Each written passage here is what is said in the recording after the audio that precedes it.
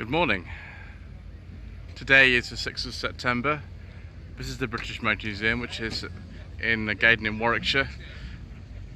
And I'm at the BMC and Leyland Show, which is incorporating the Mini and Metro National Show as well. So you can see a lot of the cars are still arriving. But I'm focused today on actually going into the museum. I shall be wearing my government mandated face covering, and we're going to be shambolically shuffling our way round. Now, I do apologise for all the incorrect information if I get interrupted by announcements and music and things like that, and if it's poor quality lighting and if it's generally rubbish. That's just the way that it goes. So here we are, a Slightly Rover safety bicycle to start off with. Next thing is this Wolsey Autocar number 1 from 1896. And then this Lucas Electric Bedford CF van from about 1980. It's not the CF2 facelift, it must be on the cusp of that, but look at these aerodynamic wheels and things like that. Next thing we have is 1925 MG, old number 1, FC 7900. This wasn't actually the first MG built, but it just has that nickname on it. I don't think I've ever seen it in person. I don't think I've been to this museum for 25 years, which is interesting. There we go, and HUE 166, first production Land Rover Series 1 from 1948. Beautiful colour. I think it was a sort of wartime surplus paint or something they used.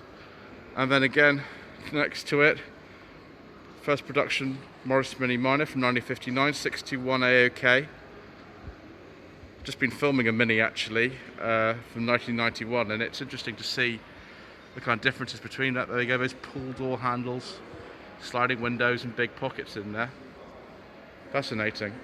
77 RW, 1961 Jaguar E-Type Series 1 Roadster. First one actually ever made. It's beautiful as well. And then we have a 2002 Rolls-Royce Phantom. Hampshire plates, of course, because those are made in Goodwood in Sussex. Although, bizarrely, it's a Hampshire plate. I don't know how that works. Anyway, let's shambolically shuffle our way to the next room. Oh, yes, please. 1976 Rover ST1 Estate prototype with the LOEP type of plate. Absolutely fantastic. I love seeing this sort of stuff. Wonderful. You can see it genuinely is an estate car. Don't know what those rear lights are off. I'm not actually sure. The tailgate appears to be a sort of modified item from another car as well. I'm not sure what that's off, but brilliant. Next to it we've got this, looks like an Austin A30 or A35. It's very pretty. Just using sort of, is it primrose yellow? There we go. 1952 Austin A30 convertible. Only one actually made from the factory. And here we are, Alec Isigonis's famous 9X prototype. It was supposed to replace the Mini, but never did. Still got the sliding windows. Still showing my reflection. I don't know why they didn't put this into production. I presume they didn't have any money or something. That doesn't look too bad at all. That's pretty good. Is that the Triumph Lynx? It is indeed. 1978 Triumph Lynx prototype. They were supposed to actually also make this in addition to the TR7, but they never did. And we've got the 1020 glassback. It was designed by the Ogle Company and of course Triplex Glass. From 1978, based on a Princess. Not an Austin Princess, despite what it says there. Ooh, the Austin Ant. Is this another Isigonis thing? Very interesting. We had a Mini Moog. I don't know why they kind of felt the need of this, but there we go. from 68, POG. Is that? Oh, yes, lovely. 1956 Rover T3 gas turbine coupe. That is beautiful. So sort of futuristic looking, like, you know, a lot of the American cars of the period, and we have the little hatch on the boot there. I doubt there's much room for luggage. Still got kind of amazingly beautiful interiors though. And then I suppose that actually came before the P6 WD, again another sort of Solihull plate like the T3, T4 gas turbine, which ultimately became the P6. Of course, the propulsion system in that is entirely different. Yes, we can see the dials in the centre console there, but I'll just move the camera slightly there. It's a bit different. 1965 Rover BRM gas turbine Le Mans racing car. Ooh, that's I'm going to even put the camera through there for you to see. Big air intakes on that. It's interesting, there's a Cortina here. I think this is a Crusader. That's a 2-litre Ghia from, must be 82, actually right near the end of production. Cortina 18 Mark 5, same thing. Very early Metro. I doubt it's the only one we're going to see today though. In fact, we've already seen more in this video. It's a 1.3 HLS, near the top of the range at the time. Next to that we've got Reliant Scimitar from 1971. Oh, now this is rare. The Woolsey Saloon. I believe this had a 2.2 litre 6-cylinder engine. This was the car at the top of the range before the Princess Mark came into being. I don't know if this is a prototype, but it's Light of the Liner, Lost Wolseley.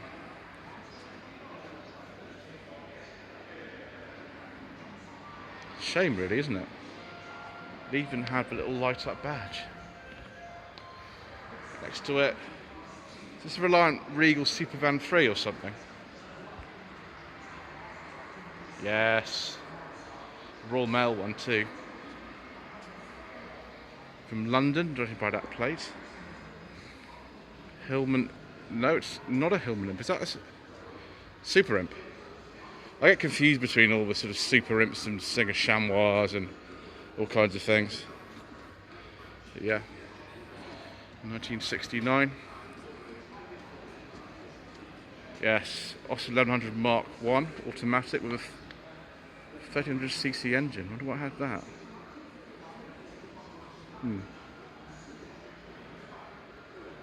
It's weird. Why on earth would you not change the badge? Anyway, it's an automatic. Just see there. 1968 Ford Anglia 123 Super. That's a really, really, really late one. I thought they stopped production in 67. Perhaps they stopped in 68 to make way for the Ford Escort. And this, oh yes. This is more like it.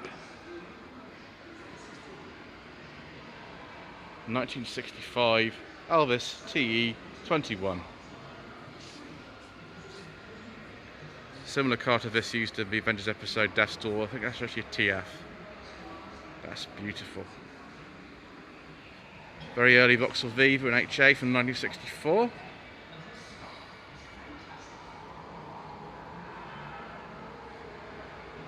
It's an MG ZB Magnet. Yes, it's a ZB Magnet 58. Austin Metropolitan or Nash Metropolitan. So 1958 car. What is about 1958 being around here? 1960 Austin A40 Farina. This isn't the one with the hatchback. This is just the standard one. KKK.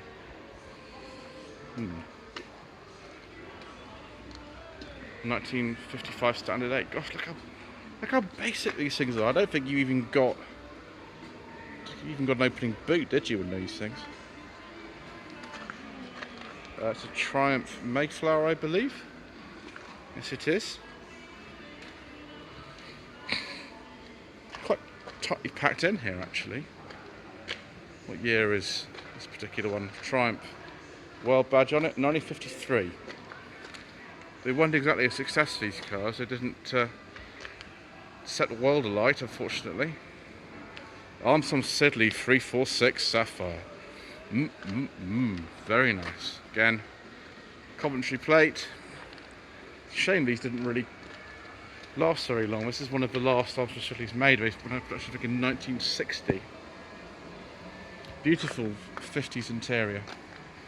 What's a really early Rover P4. It's even got a little Cyclops light at the front. They didn't have the Cyclops light for very long.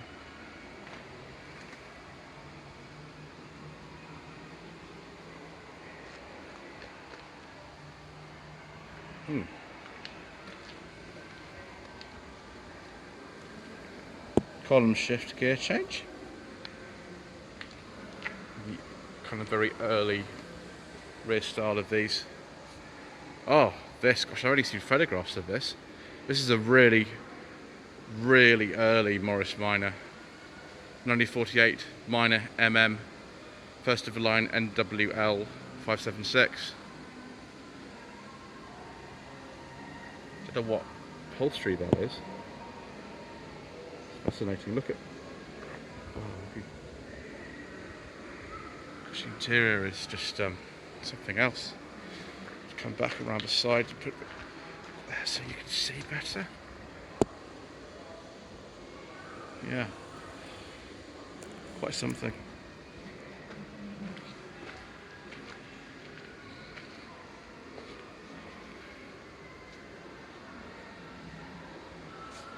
Ooh, I think I know what this is. Yes, it's a Marauder. These were based on the Rover P4 75, that one there, but had a completely different type of body style. Not a great success, unfortunately, the Marauder. Bit of a shame, really.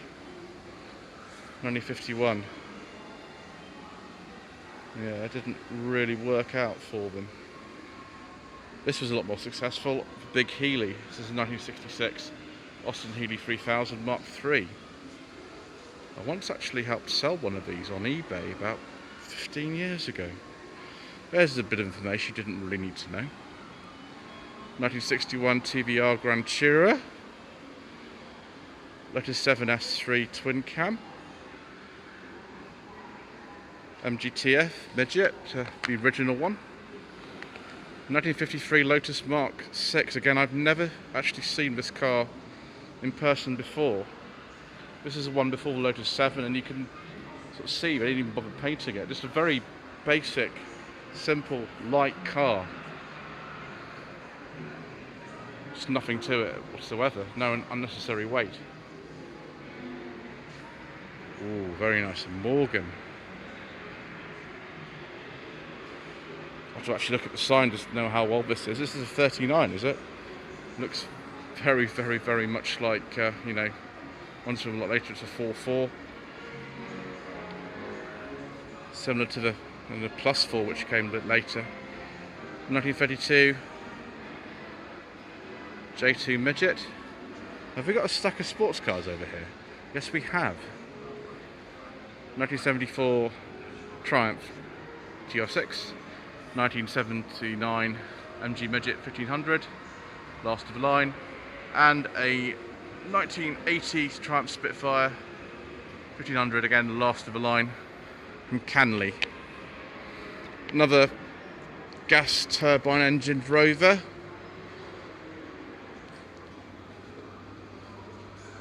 (1967) Rover stroke Alvis P6BS prototype. It's a shame that we never got to make things like this. Twin-engined Mini Moke. Oh gosh, that would be pretty noisy. Very noisy. I think that was an idea to give them four-wheel drive, and you had 2 gear levers as well. How fascinating. 1935 Morgan Super Sports three-wheeler. Again, engine out the front.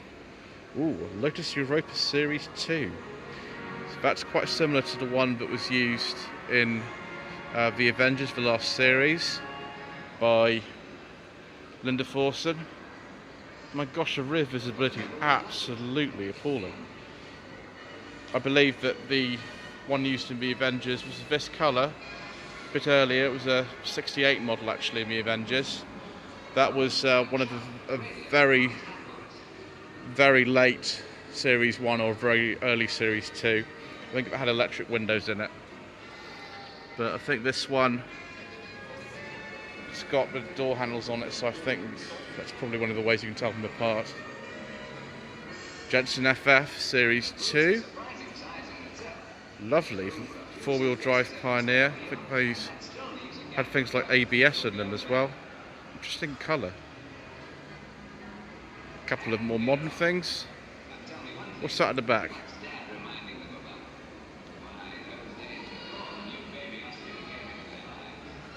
The 1 millionth Austin. Austin 16, 1946. Gosh, of course you don't want to actually change the paint on that, do you? I wonder where the signatures are of the people who worked on it. Oh, I see, they're kind of here. Right, okay. Gosh. Very special.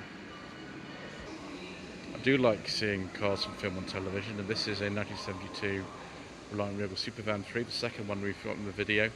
This was actually used in both Mr. Bean and Only Fools and Horses.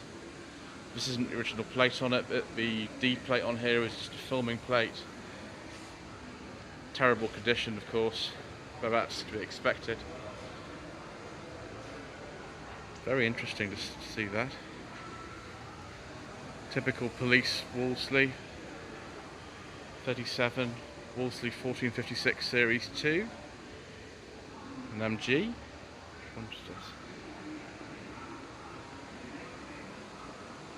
Wow, it's a nice car. 1936 MG SA. Very nice. 1937 Vauxhall H-Type 10 with the bonnet flutes, of course. Standard 10-12 speed line from 1934. I wonder if William Lyons did a special body of that for all those sidecars. Riley's, I love Riley's. Riley 9 Kestrel, I think we've seen one of these already this year at the Cotswolds Motor Museum from 1933. Austin 12.6 Harley Deluxe Saloon from 1932. What this one is.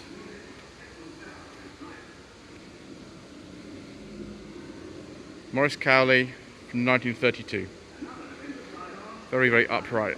That's a bit safer than the Morris Minor that Mr. Richardson drove on Furious Driving recently. Is that a Trojan?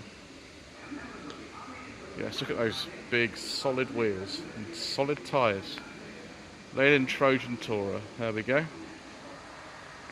Just looks like a slab of cake or something. It's interesting. Fabric bodied car. What's this? 1929 Standard 9 Tainmouth.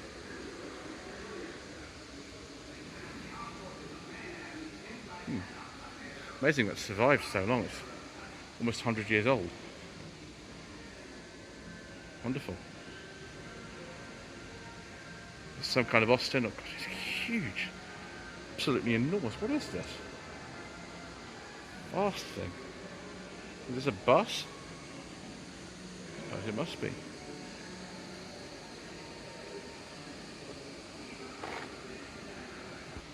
That, I'm afraid, is incorrect. This is not a first of line 1969 Range Rover. This is a 1995 soft dash Range Rover. A very, very late model. Some kind of celebration. Yeah, WHP and Reg 1995, be a very late car. I don't think this is an LSE. Yeah, oh, it's 96, is it? Okay. Lost of line. Can't see the first of line one, unfortunately. The LSE has a longer rear door, so it's not one of those. Land Rover 1999 SVX concept, I think. That appeared in one of the games I played. Need for Speed, you could actually drive one of these. Underground 2, I can't remember. Oh, 1968 Vanderpuller 4-litre Limousine. These used to appear in all kinds of things. Prisoner, Professionals, The Avengers, you name it. Campbell Trophy Discovery, left-hand drive. And the Queen's 3.5-litre Rover P5B. I think this is an early 70s model, I can never remember very well. I think Quentin Wilson drove this at one point. Yeah, it's a 71. I love the colour of this. Her Majesty has absolutely excellent taste. And of course you've got a couple of Land Rover Series 1s here. 80-inch station wagon. Looks a bit like a very, very early prototype, something like a Range Rover, doesn't it? Series 1 Land Rover Ceremonial vehicle. Imagine again, yes, it was used by the Queen and Prince Philip. Some royal seats in the back. Marvellous. 1921 Morris Oxford F-Type, Sir William Morris's personal car. Yes, Oxford plate on that. It's 99 years old, the only F-Type in existence. It's pretty good. Old caravan thing. AC S-Type bus from the London General Omnibus Company. I've got some really old cars. Another Rover 8. Just like, it's not just like the one I saw in the Automotive Museum, it's this one, that was a van. This is a car, and there's the air intakes on either side of the dummy grille. What's this little thing here? Massive klaxon. Stellite. Never heard of Stellite. Oh.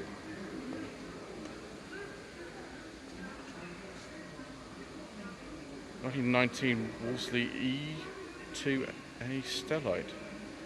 Originally made by a subsidiary of Vickers.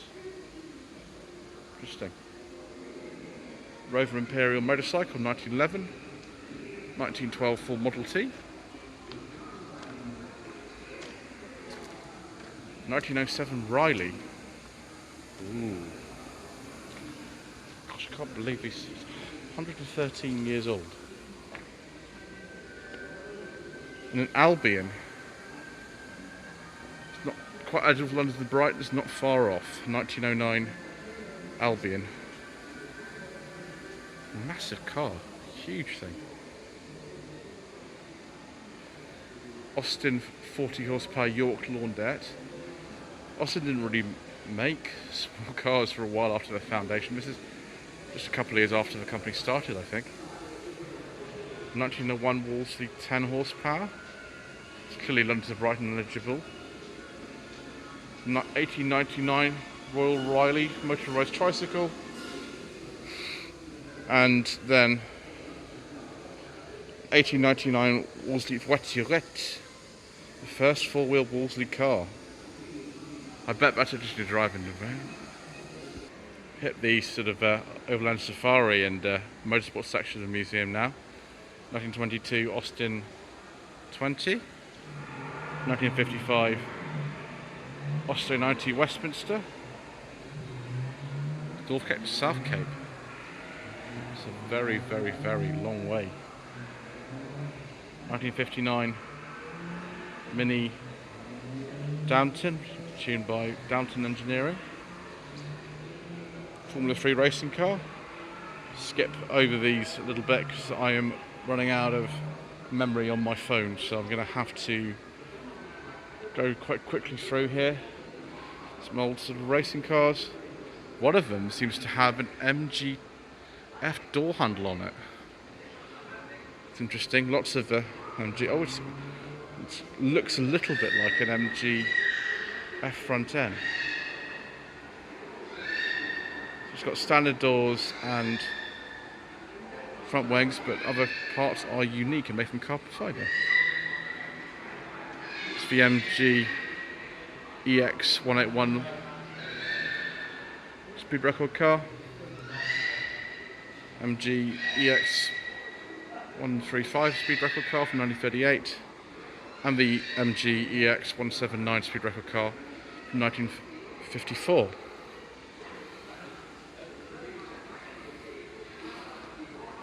Oh my gosh, that's the thing from Judge Dredd, isn't it? Defenders chassis in there, 1995. It's concept art, really. Don't really like that, I'm afraid. It's not my favourite type of thing. I think you go in underneath somewhere, there's a hatch. You get inside and try to drive it. Ah, yes, a controversial car. This is from the 2004 Thunderbirds film. Instead of a Rolls Royce, it was a Ford Thunderbird sort of type of thing.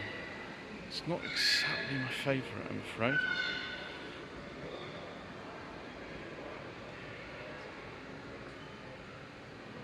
Presuming actually drove. Gosh, that Thunderbirds film was bad. Ah, 2012 Land Rover Defender 110. As used in the filming of Skyfall.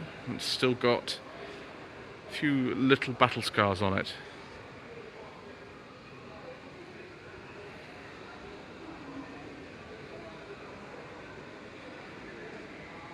DeLorean. Is this a screen used one, or is this just a replica? Oh, it is one from Back to the Future Part 2. Interesting. Ooh, Metro 6R4 rally car. Gosh, it's actually got Metro bits inside it. Metro door card. It's got a Metro style gear lever. It's got sort of type of Metro type dashboard. Didn't realise there so many Metro bits in them.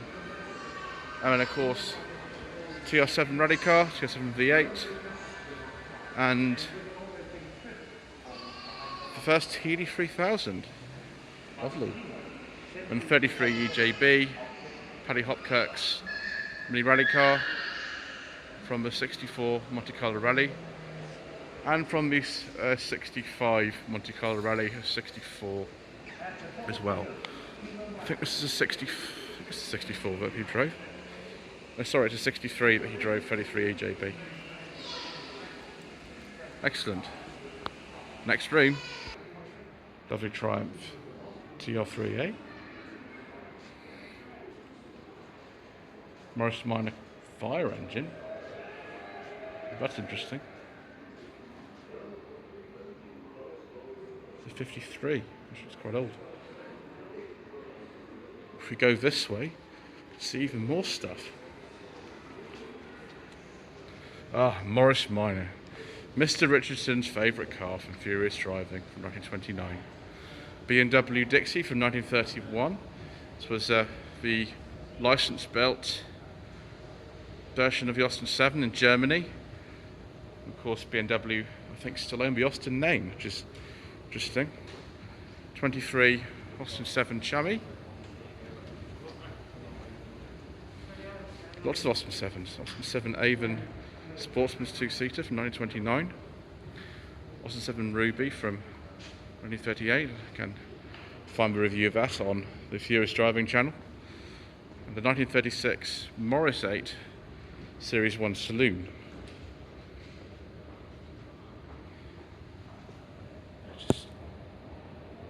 Just love these dirty interiors.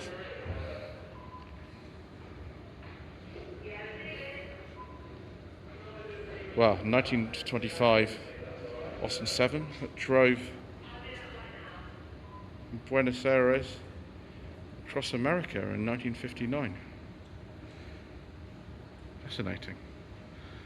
That looks like a 7 Swallow. And yes, it is. A 1951 Austin 7 Swallow. The company that made the body on that then actually ended up becoming Jaguar eventually. What's this? 1913 Oxford light car. A very early Bullnose Morris. Just wanted to film this lovely, this is an 89 Reliant Scimitar SS1. Can't remember what engine is this. Is it from the Nissan Turbo one? It's 89 Reliant Scimitar SS1. And this is a 1.4 litre 40 CVH engine. It's not the Nissan one. Interesting. Just spotted these MG prototypes. This was supposed to be a replacement, I think, for the Midget. This is a 1964 MG Mini ADO 34. I think this was based on the Mini chassis. Another attempt at replacing the MG Midget, MG Mini ADO 70. And then, of course, 1985, I believe this is MG EXE prototype. I suppose eventually this became the MGF. There we are, they're all three lined up. Interesting Austin Xander concept styling model. I don't know if this ever went to anything. I'm not even sure if this has any other engine in it, but it's funny to see this kind of designs that were going around at the time. And I believe up these stairs we're going to go and see something about Range Rovers. Wow. Gosh, thoughts about the Range Rover stretch back a long way. This was the 1955 Road Rover prototype, which looks pretty basic, but I suppose it did the job. And here we are, this is what I was looking for earlier. First Ranger off the line, 1965 YVB 153H. Just beautiful condition to these. I've seen this car in magazines, but actually never seen it before in person. The last classic off the line, we've already seen it, but here's a P38, which was codenamed Pegasus when it first came out. It's from 1994. What if this has actually ever been on the road? It's a 4 litre SE in dark green. And then we've got the L322 shape. This would be a very, very early one. I know that in Die Another Day they had a few of these. Not that Die Another Day is any good, you understand, but you know, they had a couple of these. Yep, 2002 Range Rover 4.4 HSE, first one off the line. BMW, I think, supplied the V8 in this car, even if they weren't the ones actually making them at the time. We've got the back ends of these. Is this an Evoque? Is this a first Evoque or something?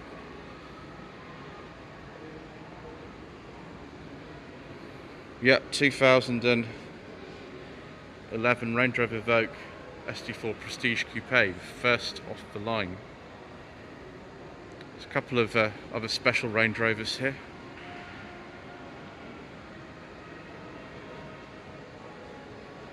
First of all, we've got this one, 1974 Range Rover Ceremonial vehicle, and in purple, being very royal. That Land Rover down there was purple as well, wasn't it? From 53. It's a bit more comfortable there in here than the last one.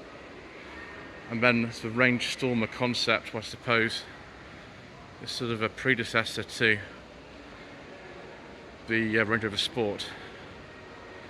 Don't actually remember what year this is. Ooh. And there's a Woolsey 8 prototype just up top of there.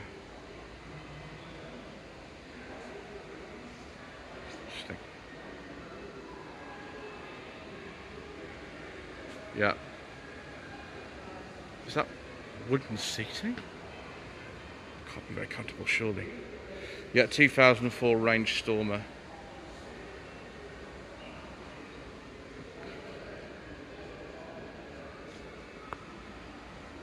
And there's a little P38 mock-up on the ground as well. Excellent. So the last room we're going to visit, actually, in the museum, is what's called a Motoring Future. And this is an 1897 Bersey electrical cab from London. So we're not really in the future yet, but perhaps we're getting a bit closer. It's a Leyland electric car, I think. 1970 Crompton Leyland electric car. Very, very, very 70s paint finish. It's funny, it looks really different on camera from actually in real life. It's a lot brighter in real life, much brighter colour. Jaguar I-Pace. Triumph XL 90. Looks very much like something that you'd see in the Joe 90 TV series. Someone designed a car for the year 2000. Does it look anything like a Fiat Multipla? Not really. Ooh, 2016 Range Rover Sport autonomous test vehicle. I think we'll leave the debate about autonomous cars for another time. We won't go into that. And this is one of these funny pod things. There we go. That does look very futuristic. Interesting. Just on the way out, I will film this Land Rover with this Ericsson mobile phone. Gosh, I used to have a phone like that back in the day. It wasn't quite that one. I think it was the T65 I had, the Ericsson. This is a car from Tomb Raider.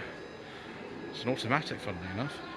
Mind you, the less said about that Tomb Raider film, the better, really. Most exciting thing about this for me is the number plate. So there we go, viewers. That was a slightly shambolic shuffle around the British Motoring Museum. There's an awful lot more actually to see here than I filmed, but I think I've covered most of it. I went around there pretty quickly. Anyway, please don't forget to subscribe to the channel for more from this particular visit, such as the BMC and Leyland Show outside, incorporating the National Mini and Metro Show. Don't forget to visit my Facebook page, facebook.com/Lloyd Vehicle Consulting, and also Instagram, instagram.com/Lloyd Vehicle Consulting. Thank you.